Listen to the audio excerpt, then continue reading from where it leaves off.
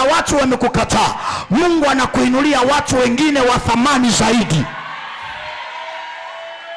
Wataona ulichobeba, watakukaribisha kwa amani, watakupokea kwa heshima, watakuombea kwa amani, watakupokea kwa machozi, kwa sababu wameona ulichobeba.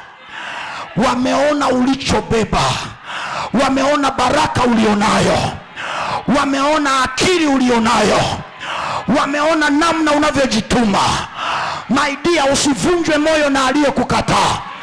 Kuna watu tunaomba kwamba tunampata mtu kama wewe lini. Songa mbele kwa jina la Yesu. Na hao waliokukataa, kuna siku watajuta kwamba hivi kwa nini tulimkataa? Hivi kwa nini tulimwacha?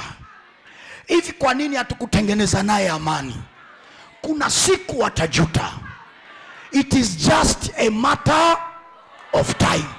Mwamuzi wa haki ni Mungu, sio mwanadamu.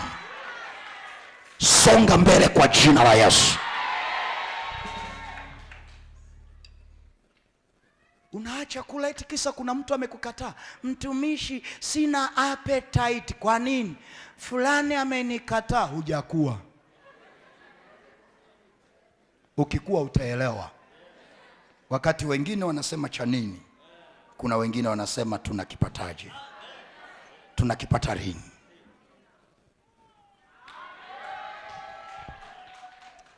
Muda umeisha. Muda umeisha. Shika sadaka yako. Matatu tunamaliza kesho, alafu tunaingia kuomba. Shika sadaka yako.